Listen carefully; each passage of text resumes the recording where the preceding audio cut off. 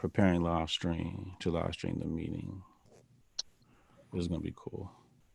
It's showing live on the app right here. Yeah. Yeah, we're good. We are actually live. Hold on. Let me add a little bit of texture. Boom, boom, boom, boom. 1 2 1 2. Oh, I know the problem. There we go. What's up, people? Hotep Jesus. Actually, let me. Zoom has a feature where you can go in and rename yourself. I'm Hotep Jesus today. This is another Brian Sharp product. This is the Small Business Helpline, rebranded from the Mastermind Marketing Call. Basically what this is, shout out to my people on YouTube tuning in. Basically what this is every Saturday I get with this group of people, group of entrepreneurs, motivated professionals, small business people, and we talk, and we go over their problems and issues. They ask questions, and what you're about to witness is one of our Saturdays, a normal Saturday for us. So we got a couple of questions here that we're going to start with, and we'll probably go for about maybe 10 to 20 minutes or so, and let you guys kind of witness what we've been working on. So we got Jeff. Jeff's a vet.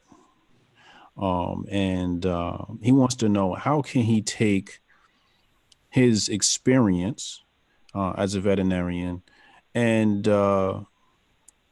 give it to others? Is that right, Jeff? Am I close there? Yes, sir. So how long you been a vet?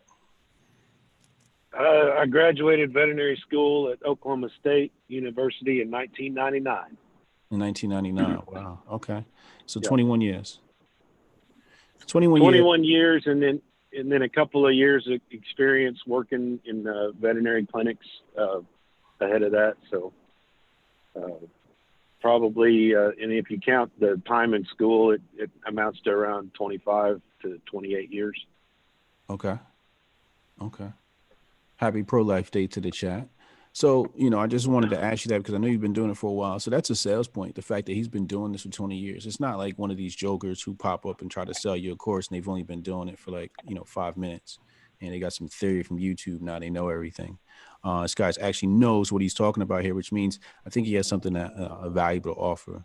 So the question is, how does he do that? And I think the first thing we think about when we're dealing with business or dealing with products is who are you going to give that to? And, just off the top of my head, I think that's probably a product that you create for people who want to transition from high school to college and on to the career track of being a veterinarian.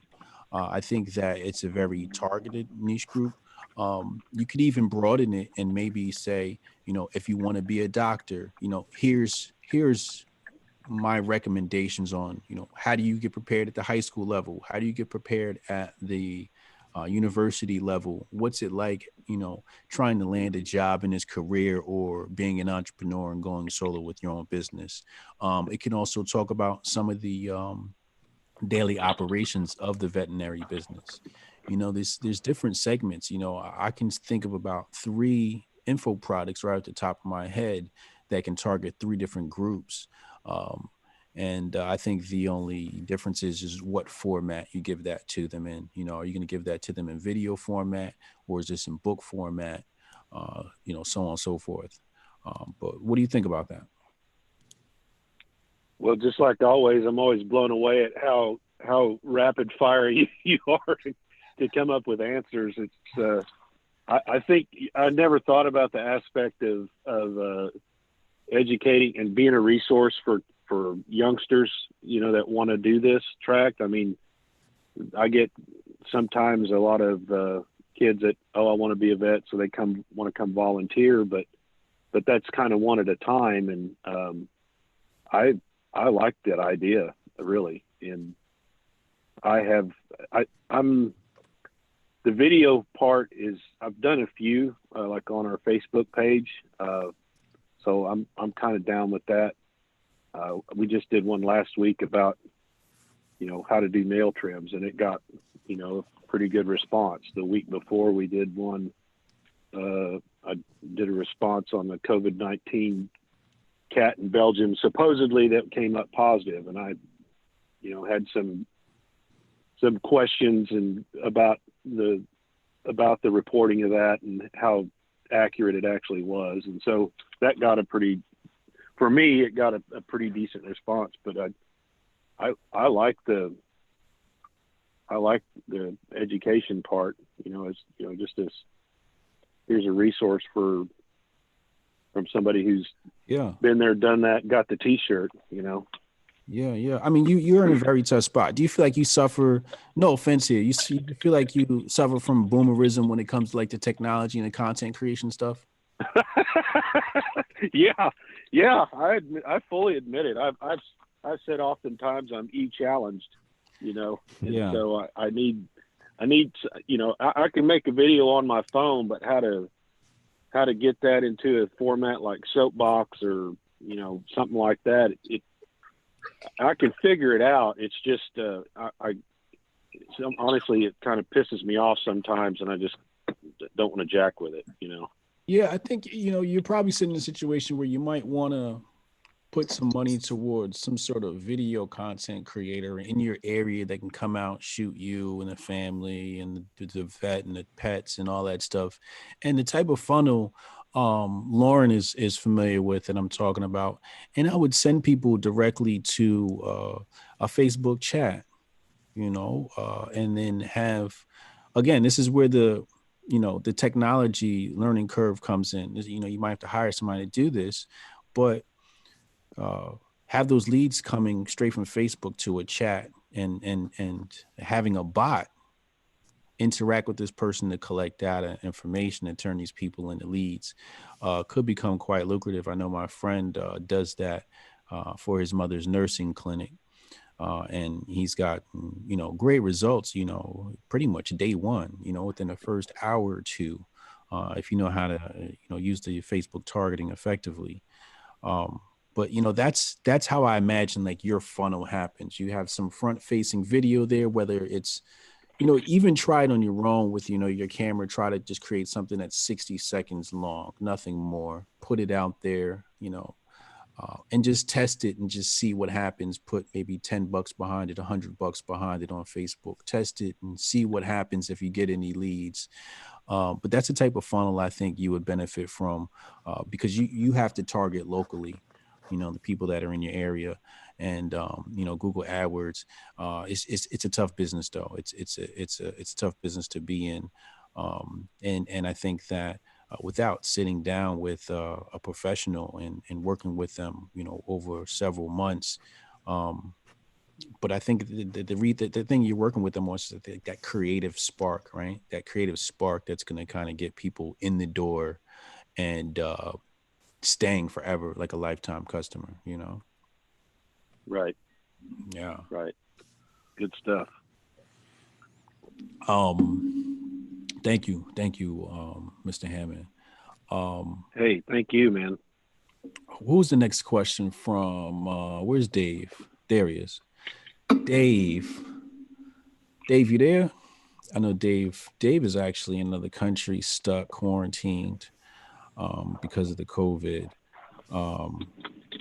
But he had a concern. And Mass, thank you for the super chat. $10 super chat. Appreciate you, homie. He's actually in here too. He's one of our participants. Dave, you there? Yeah. What's up, man? Hey, man.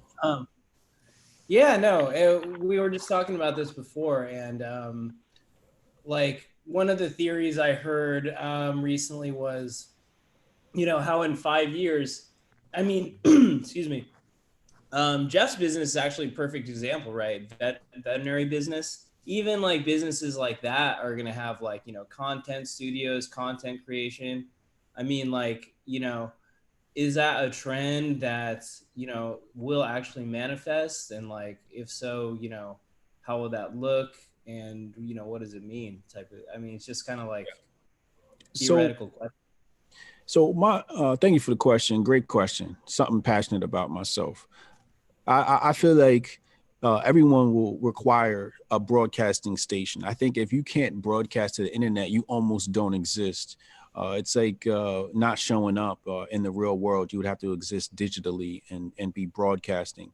But this goes back to something I've said to a lot of companies who have had a large budget. You know, and they said, "Hey, you know, I want to hire this person. I'm like, how much you pay him? You know, I'll probably pay him $60,000 a year." I'm like, dude, we can build a YouTube, you know, creator studio for $20K, you know, and they're kind of like, oh, what do we do with that? And I'm like, what do you mean? What do you do with that? Like, you create content all day long. You make it open to the public by appointment only, you know, and let people come in and shoot. Before you know it, you got all the creators creating content, you know, for you. You could even barter and say, hey, you could use my studio, you know, for X amount of hours, but you got to create us something, right? You got to create something for us. Like you could turn this thing into like a creation studio. Um, and I've seen so many founders who I've recommended that same exact idea to, when I've seen them, you know, blowing, you know, 20K a day uh, on Facebook advertising. I'm like, yo, just take one day and just build this, you know, just build this studio. You need just a bunch of white walls in the green room, you know, some green walls so people can do their thing. But I think an example of that goes to Gatorade. Gatorade has I think it's called their social media center. Uh, Let me see. I'm gonna take a look at the search engine now. I think it's Gatorade Social Media Center. But this thing is nice. This thing looks like, yeah, here it is. I'm gonna pull up this article. It says Inside Gatorade Social Media Command Center, and this thing is just pretty badass, man. It's just like screens everywhere, you know. And it looks like it's like inside of Fox News, you know, with the capabilities of being a studio and live broadcast and all of that stuff, and create content. But yeah, it looks like the inside of Fox News. And, you know, in business, at the end of the day, you have to create content. Just, you know, is what it is. Unless you hijack, you know, you hack. Like I had a company that we hacked content creation um, because we sold sandals, and sandals, well, you know, nobody wants to look at feet, right? Except for the weird people that like in the feet, right? No offense, but it just wasn't cool content. So what I did was I took a pair and I sent it out to people who actually create good content. I sent a pair out to this dude that kind of had like a Spartan look to him, and I sent one out to this other girl in Hawaii that did yoga. And all it cost us was products. And they started creating, and then when they started creating content, um, other people kind of wanted to join in monkey see monkey do yoga community stuff. It's like, oh, I have to wear my glad soles, you know, sandals, and I gotta pose, you know, I gotta do my little like yoga pose, and it became a thing. And then the hashtag was free the feet, and that hashtag is just out of here now. But I created that hashtag. It's like a call to action, but it says free the feet because we always keep our feet binded in these different types of shoes. And you know, that was just a really awesome campaign that just took off, where the client didn't need to create content. Now, if they had a YouTube studio and, you know, all that stuff, obviously they would benefit from being able to create content. They could even invite people out to create content, like the girl from Hawaii and the guy that looked like a Spartan, you know. But content is something that is imperative, and there are ways to get around not even using content as well. But even when you tweet, that's a form of content. But yeah, that's the future, bro. That's the future, Dave. People are gonna want to definitely have their own broadcasting command center and creation space. You know, a friend of mine, he rents expensive apartments. Um, Shout out to Demick. He rents expensive apartments because he knows he's going to use them to create content, and he needs the ambiance for that. So he kills two birds with one stone. But yeah, that's pretty much, you know, you know, where the future will be going. That's where Hotep's been told you is eventually going to go to, you know, a studio. I have a space in South Jersey that I could use. I just feel like I want a space in New York City or Philadelphia itself, to make it easier for people to get to. This spot I got, it's in South Jersey. You guys know you get a nice little spot in South Jersey for cheap. We got, you know, a good amount of square footage in there. But again, like, who wants to travel to South Jersey, right? You build, location is very important for businesses as well. You know, you have some people that set up shop, you don't get no traffic. You wonder why. You know, you kind of want to set up spot where you get passerbys. You get, you know, if you're renting out a studio, you know, like when I go to PNC Radio or I do an interview with Carl down in Bowling Green, New York City. I'm in Bowling Green. I'm in Wall Street. The building I'm in, a celebrity or two might walk by. You know, you kind of want to think about things like that. That type of stuff is important, especially when you plan on setting up permanently. But yeah, I'm just jabbering at this point because that topic is just so great and such a passion of mine. Having that creator space, that creative studio space is so genius. But yeah, that's where the future's going, bro. Yeah, good stuff, man. Thanks, Brian. Yeah, how's things going with the agency?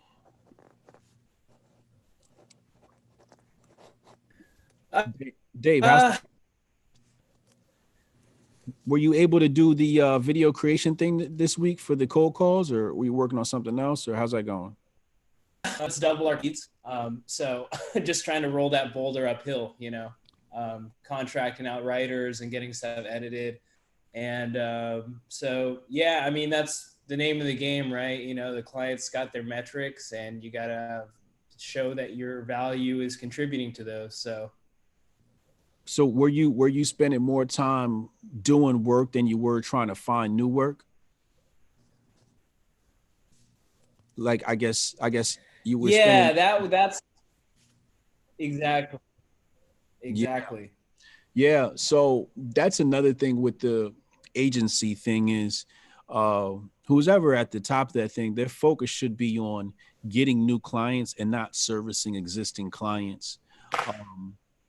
So you kind of you have to find that harmony, that balance between the two. Here's what I would say, and don't take this the wrong way, but screw the client, right? Yeah. Screw the client that you currently have on board. They're not gonna die if something isn't happening perfectly, right? Put the business first, right?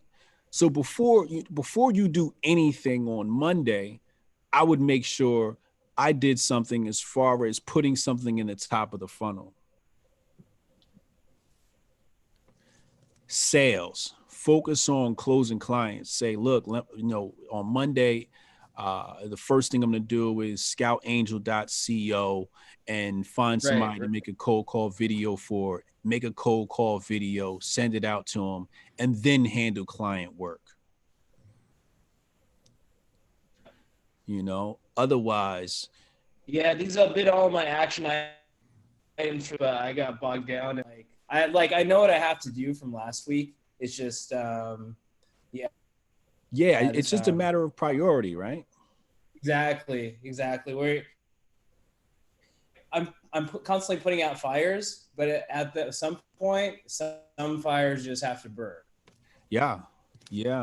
And the thing is, you're gonna make up you're an ethical agency guy, so you want to make sure that you're doing right by the client. The client is getting exactly what they paid for and more, right? I can just tell from your personality. So we tend to. I don't like liver standard. We tend to deprive ourselves. We tend to hurt ourselves when working for others. And we should never hurt ourselves when working for others, because then we could never give them our all. Now, if your agency was flowing with, 3 to 4 more clients weekly, you wouldn't know it, but you'd actually have more time because you have more money. You can pay more people. You'd have more time to give to your different clients. You might be able to fly out to them, you know, every once in a while, or buy them lunch and, you know, do these really crazy things. But that's kind of like where the focus has to be. Yeah. It's getting that sort of thing from top down and like not so focused on like the, you know, day-to-day blocking and tackling of, you know, you get it, right? Like clients, you know, they need this X by this amount of time, and before you know it, it's dinner, and you know, it's like, okay, I can jump on the call. Yeah, if you start your client work, you'll never get your work done.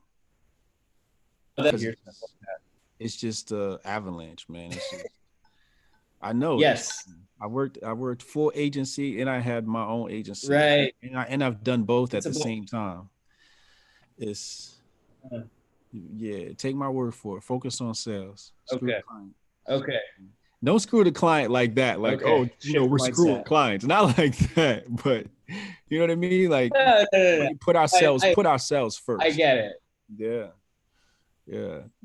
I appreciate the question, man. Good stuff. There was one more, and then we're gonna cut off of YouTube and go private. Was that Mask? You brought something up, right? Yeah, it was Mask. Yeah. Hey, thanks for the time, man. I appreciate it. No doubt. My question is about in regards to your the business side of your podcast.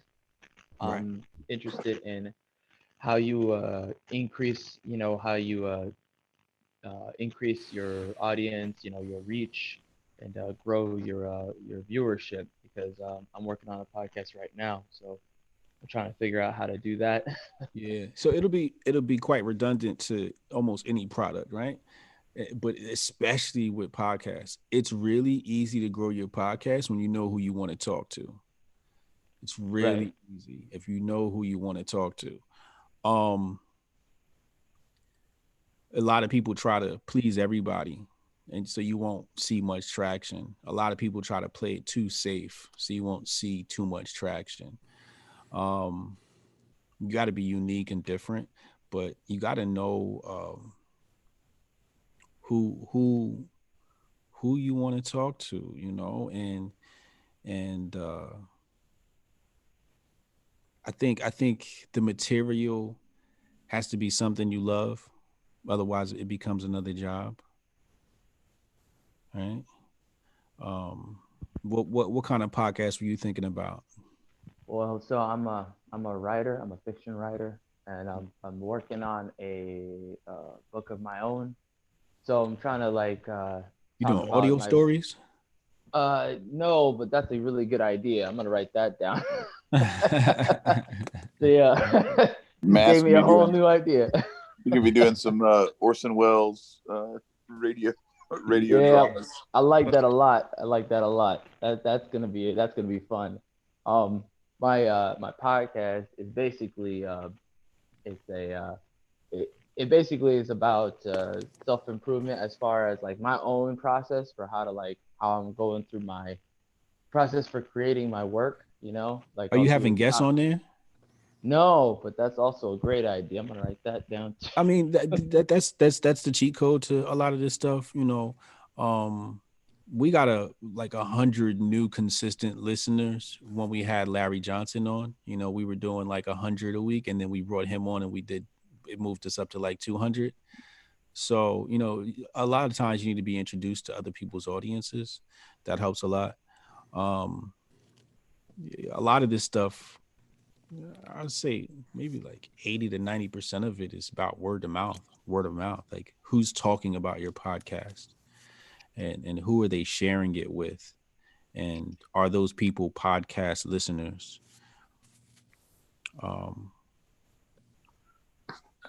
But it's also more engaging if you have guests too. Like you know, unless you have like a really, really concise 5 or 10 minute thing written down where you're going to just go through and hammer it and be really energetic.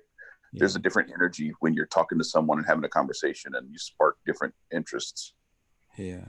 So you're doing a self-improvement podcast. Yeah, right? It's just kind of right. So I think I think how you would have to do that, because it's general yet specific. It's general because there's a million of those that exist on the internet, on Apple Podcasts, but Right. specific enough to where people will actually listen. Right? People like, you know what? I could use some self improvement. We all could use that, right? So, if I saw that come down my timeline, I'd give it a listen. What is going to turn me into a consistent listener? I think there's a few hacks with podcasts, and one of them is transparency. Being transparent with how long your episodes are going to be. People know when you come to a Hotep's Been Told You, it's going to be from an hour to 2 hours, probably like an hour and a half, right? Guaranteed, most of the time. So they know to get comfortable. You don't want to have a podcast one week is an hour, next week is 2, next week is 20 minutes. You kind of want to stick to consistency. And I think in the very beginning, you want to stick to a very quick consistency, right? I would hit people with like a 10-minute podcast, right?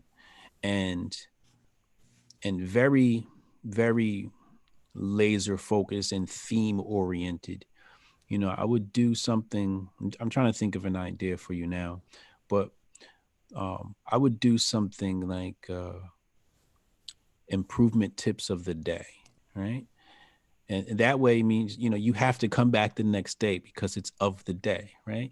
And if these things came out quick, where I can turn this on, I can listen for 5 minutes, because I'm going to skip your first 30-second ad or whatever. I'm going to, fast forward or whatever.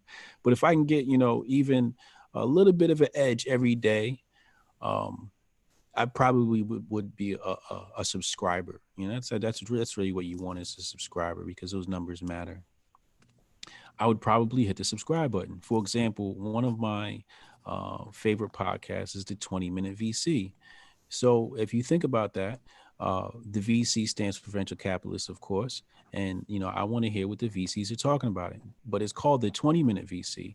And he's letting you know right in the title how much time of your day he's going to take up. And he's able to get all these VCs because he's a VC himself. But if you listen to the podcast, there's a theme, there's a reoccurring theme in some of the questions he asks, and how he asks his questions, and you can kind of hear the editing too. It's pretty good edited. I'm not saying you have to get yours edited, but editing does help. But you can kind of hear how he gets in and out of his conversations, because what you're trying to do is you're trying to borrow people's time. You're trying to sell people on their time, right? You're trying to buy their time. So, even with video, Hotep's Been Told You, it's like I'm trying to coerce you to spend an hour and a half with me every week. If I do one of my interviews, I might coerce you to spend 3 hours with me. One of my interviews last night was epic with Tahuti. Oh my God. But it's time, and people are very stingy with the time. People ask me, did you see this? Did you see that? I don't watch anything. I'll be honest with you. I don't watch anything. It's very rare you'll catch me watching something, because I'm very stingy with my time. And I need, like, if you send me a video, I probably won't watch it. You better send me, like, you have to sell me on this video. And I want you to tell me exactly what's in this video.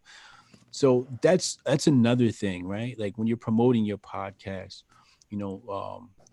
I promote our podcast sometimes, like Dragon Ball Z, like, is Piccolo going to die this episode? What happened to AOC? Why is Trump mad at Pelosi? Listen, find out on the next episode of Hotep's Been Told You. And also every week we put up our run a show, the topics we're going to cover, so you know exactly what you're looking for. And then thanks to Jose, we have timestamps. So if you want to go back and look at a previous episode, you can just listen to just the topic you wanted to listen to. So the reason why I say all that is because we're being respectful of people's time, but we also kind of want to get them in the door because we're being respectful of people's time. But I think that's what all this is really about. What's the investing term for opportunity cost? It's an opportunity cost on time. I could be doing this while I'm doing that. And that's really what you're trying to do. So I think being transparent with how long your podcast is going to be, at first, while you're trying to build an audience, keep it stupid short, 5 minutes. Because you know what happens after that? Here's the cool thing about, and I tell artists that I work with musicians as well, and I tell them too, I'm like, stop putting out these 50 track mixtapes, right? It's stupid. What you want is you want people to replay your track.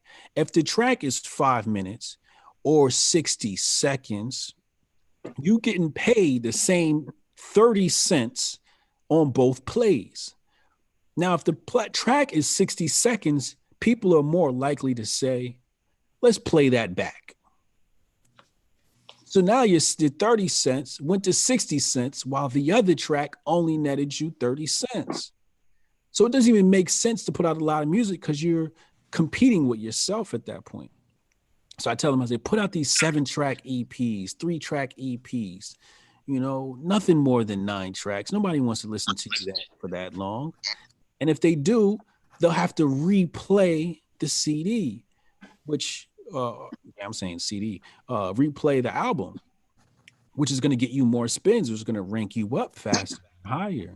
I just don't understand sometimes. I want to put all these tracks. All right, well, nobody wants to listen to all that though, and you can kind of conserve your content. But again, that comes down to understanding where we are today, as far as people's attention span is concerned, and these devices have lowered people's attention span.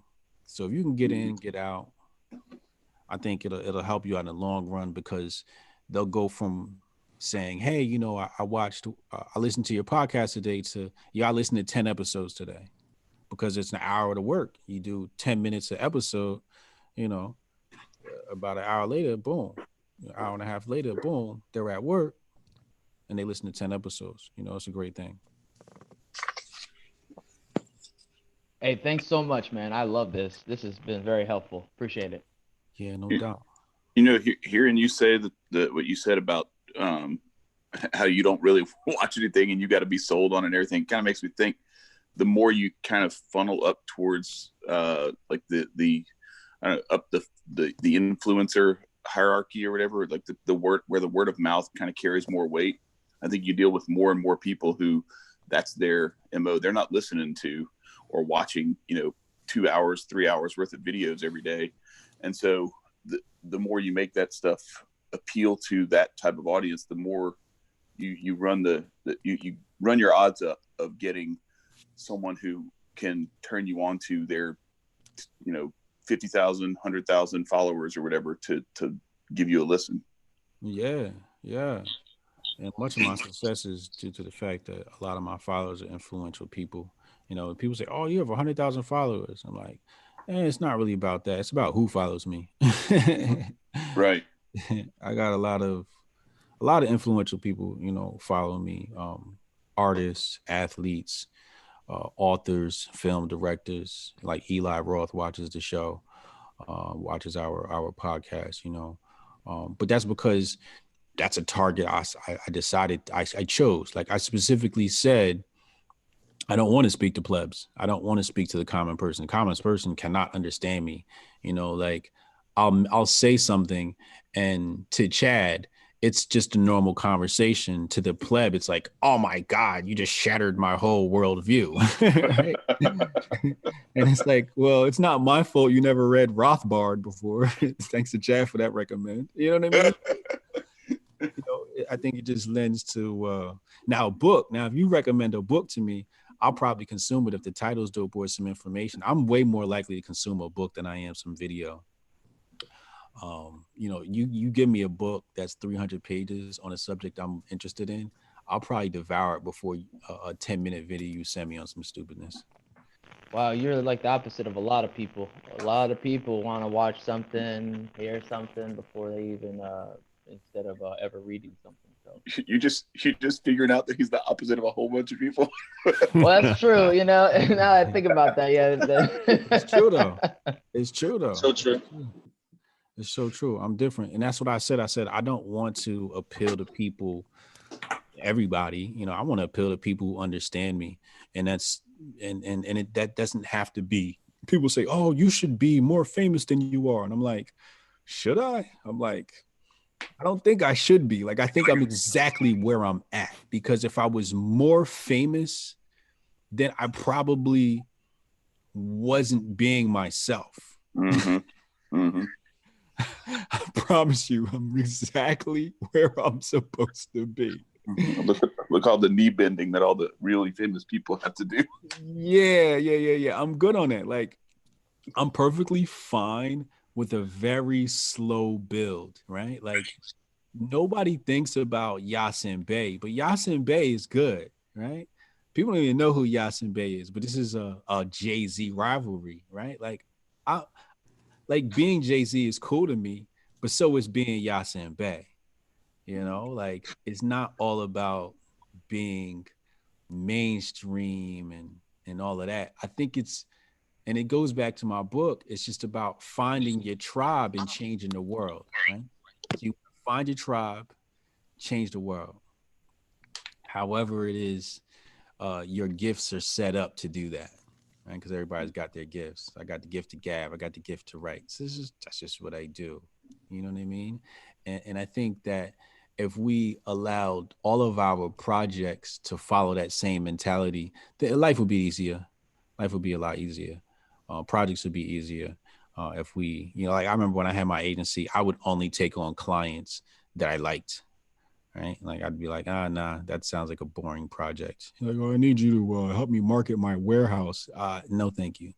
Even though it might be good money, because I just knew I wouldn't be happy, and I'd give you poor work because I wouldn't be happy, But I think that's what this stuff is about, man. It's like, create stuff for people like you, and everything kind of just settles it out. When you become, to be popular is to be dumb, right? To be popular is to be dumb. Like, look at the guy I had on my YouTube channel last night, Tahuti. This is the last point I'm gonna make. Like, an absolutely brilliant individual. Look at Project Rook that I had on the week before. Absolutely brilliant individual, right? Why? I say to myself, no, these people should be more famous. Why aren't they more famous? They should be more famous than Hotep Jesus. The only reason why Hotep Jesus has the little bit of fame he has is because I've hijacked the matrix. I know how to hack the matrix because I'm in marketing. That's what I teach people every day, right? I know persuasion. I know sales. Now, these other people might not have those skills, but still, it says a lot about a society that doesn't grab people like this and exalt them. Like last night's interview with Tahuti, or last week's with Project Rook, should be viral, especially when we're talking about the COVID virus and the viruses, but where society is today and what they want to hear from COVID is completely different from where the truth lies, And so I'd rather be a truth guy than to be one of these, even some of the truthers, like my homie Alex Jones, he practices embellishing, right? And hyperbole. And I do a little bit of that too. But I think some of these guys are like, it's a show for them, right? I can't really do the show thing. I can't pretend. I can't pretend. So I wouldn't be more famous, but that's what it takes to be more famous. The ability and the, I wouldn't even say the ability, right? Like, I could pretend if I wanted to, but I think you'd have to be able to do it with a clear conscience. Some people can pretend with a clear conscience and feel absolutely fine. Like, I don't give a shit. Like, fuck these people, right? I don't know. I wouldn't be able to look at myself in the mirror. I think that's just the product of just, being raised around real people and people with core values. But I don't think you need to be famous to make an impact. I think a lot of people on the ground level impact a lot of people that you'll never know about. Like my friend's mom has a nonprofit and she's always in the schools, 5 days a week. She's doing volunteer programs with schools. I think she affects way more people in a way more impactful way than any of these celebrities do. So, But yeah, again, I'm just rambling. I appreciate everybody. Shout out to Steph Colonel, $10 super chat. He said Project Rook interview was fire. Yes, it was. It was a classic interview. She was dropping gems left and right. But I'm gonna go ahead and stop this live and then get back with the team. So shout out to everybody on YouTube watching this. Subscribe, hit the like button. And if you want to participate, go to briansharp.co/helpline to subscribe for the program. We're going to have an introductory rate coming soon. Peace out, y'all.